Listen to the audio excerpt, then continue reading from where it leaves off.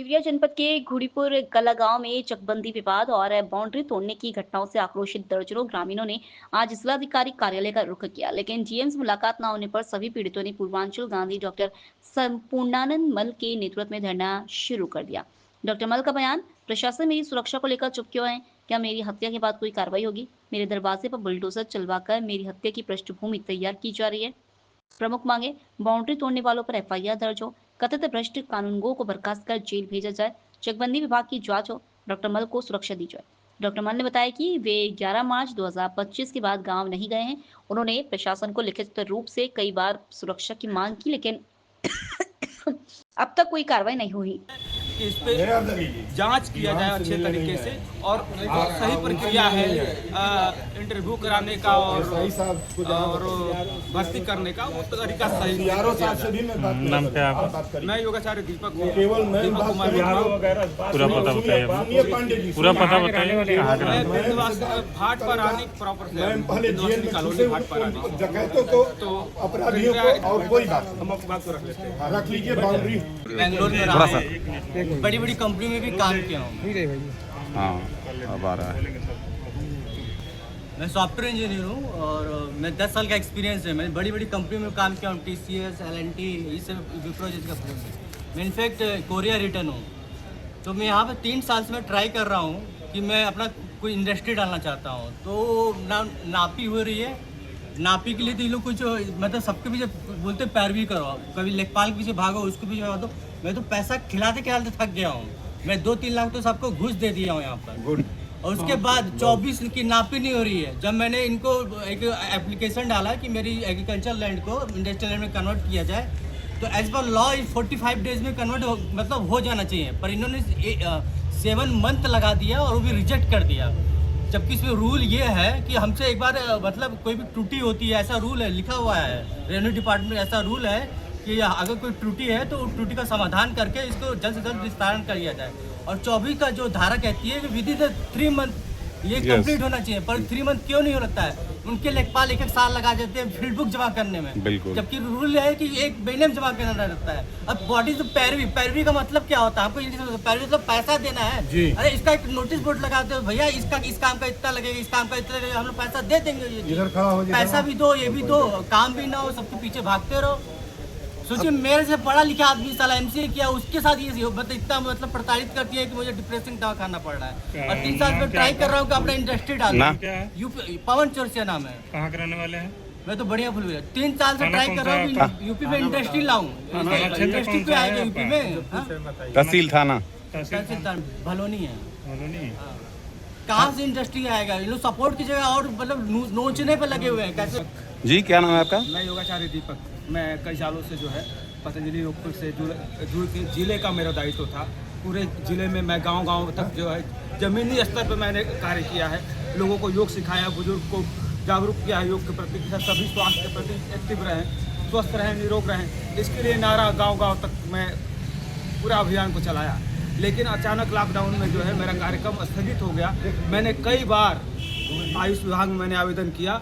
मैं सोचा कि जो है मैं अगर अनुभव मेहनत किया हूँ ज़मीनी स्तर पे तो चांस बनेगा, लेकिन मैं धांधली को देखते हुए जो है मैं कुछ नहीं कर पा रहा हूँ।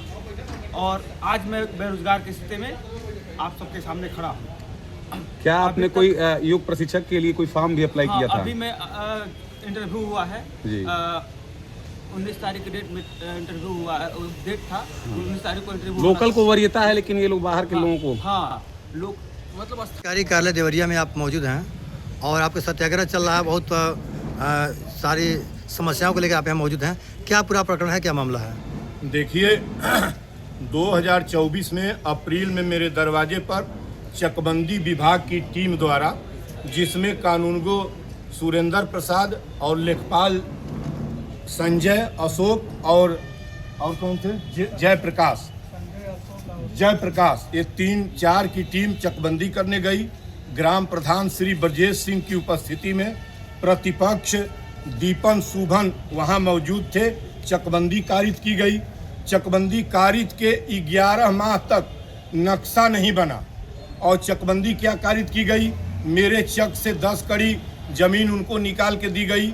मेरे ही चक के उत्तर साइड से 11 कड़ी का 11 कड़ी की एक सड़क गांव प्रधान, चकबंदी विभाग और जितने उपस्थित लोग थे उनके दबाव में निकाल दी गई। यद्यपि मैं स्वीकार नहीं करता था, लेकिन दबाव बस स्वीकार किया, सब हो गया। मैंने 2 महीने में अपनी बाउंड्री उधर से बनवाई, बाउंड्री बन गई। 11 माह तक नक्शा, ये जो डकैत विभाग है जिले का, हिंदुस्तान का सबसे बड़ा डकैत और डिपार्टमेंट जो चकबंदी है, ये डिपार्टमेंट और उसका अनुषंगी रेवेन्यू यहीं पर है। इन लोगों ने 11 माह तक नक्शा नहीं बनाया। 11 माह बाद 11 मार्च को चकबंदी विभाग का कानूनगो राजेंद्र शर्मा, अपराधी क्रिमिनल कानूनगो राजेंद्र शर्मा बाउंड्री में, मेरे बाउंड्री के अंदर प्रवेश किया प्रतिपक्ष दीपन सुभन क्रिमिनल्स के साथ, और उसने बाउंड्री के अंदर चकाउट आबादी मेरी बाउंड्री, मेरे 21 फीट जमीन के अंदर में प्रवेश किया, मेरी अनुपस्थिति में, बिना मुझसे बात किए, और एक नई चकबंदी उसने प्रतिपक्ष के पक्ष में सब लेने के बावजूद उसने संपादित कर दी। और संपादित कर दी उसके विरुद्ध मैंने 18 मई को एक लेटर लिखा दिव्या मैम को, और मैंने रिक्वेस्ट किया, कोई सुनने को कोई नहीं पढ़ा गया उस पत्र को। फिर उसने कहा कि हम बाउंड्री गिरवा देंगे, ग्राम प्रधान से कहा वही राजेंद्र शर्मा। और फिर मैंने 29, 30 और 31 में 3 पत्र मई को मैडम को लिखा, उस पत्र को भी संज्ञान में नहीं लिया गया। और उसने बैक डेट में, जिस डेट में मैंने कलेक्टर महोदया को चिट्ठी लिखी थी, उसने एक सम्मन मेरे नाम इशू किया, मेरे नाम सम्मन इशू किया। हिंदुस्तान और मैम की सारी इंटेलिजेंस, देश की सिक्योरिटी और इंटेलिजेंस, यदि ये जांच करके हिंदुस्तान की जमीन का और 1 पैसे का मेरे जिम्मे कुछ निकलेगा, मेरे नाम सम्मन उस अपराधी ने जारी किया। और 3 को कहा कि 3 जून को उपस्थित नहीं होंगे तो हम एक तरफा निर्णय कर देंगे, लीगलाइज्ड करने लगा। 3 जून को पहुंचा राजेंद्र शर्मा और उसने पुनः बाउंड्री में हलकर एक नक्शा क्रिएट किया, और उसने कहा कि हम जो करना था कर दिए। पहली बार हमसे बात किया, आप आके चकबंदी में मिल लीजिएगा, मैं नहीं मिला। फिर मैंने मैडम को चिट्ठी लिखी, 9 को प्रतिपक्ष 9 तारीख को मेरी बाउंड्री में हलकर नींव खोदवाने लगे, दखल का कार्यक्रम करने लगे। मैंने एसओ साहब को फोन किया, मैंने मैडम श्रुति मैडम को फोन किया। श्रुति शर्मा एसडीएम सदर मैडम है, मेधावी हैं, डीयू की और वो भी स्टीफन कॉलेज की पढ़ी है, टॉपर हैं, उनसे भी गलती हुई है। उन्होंने रुकवाया जरूर बाउंड्री को, लेकिन आज तक संज्ञान नहीं ली। अब हमने सत्याग्रह का निर्णय लिया। 3 को सत्याग्रह था, 3 जुलाई को मैम विकास की बैठक में बजी हुई थी, सारे ऑफिशियल्स थे, इनके तरफ से इनके बिहाफ पर एसीओ को लगाया था कि डॉक्टर साहब का ज्ञापन ले लेना। ज्ञापन लिया गया, एसीओ ने कहा कि हम कल साइड पर जाके देखेंगे। साइड पर फिर वही राजेंद्र शर्मा, वही अपराधी लेके जाया गया वहां साइड के ऊपर, अपराधी से न्याय करवा रहे हैं। वो न जाने किस बात का, वो कौन है कि जाता है, उसको ले जाकर उसने खूंटा डंडा गड़वाया। और आज सवेरे बुलडोजर जेसीबी ले जाकर और गुंडों ने और हमारी बाउंड्री गिरा दी है। मैम से मैं यही कहने आया हूँ, इमीडिएट पहले बाउंड्री दुरुस्त करवा दे, चकबंदी विभाग करवा दे, नहीं तो इस चकबंदी विभाग का पतन किए बिना नहीं जाऊंगा। ये डकैतों का डिपार्टमेंट नहीं बनेगा। इस संदर्भ में ऑनरेबल मुख्यमंत्री को और कमिश्नर चकबंदी को, श्रीमान कमिश्नर आयुक्त चकबंदी को और श्रीमान आयुक्त गोरखपुर को और रिस्पेक्टेड रेवेन्यू बोर्ड के चेयरमैन को चिट्ठी लिख चुका हूं।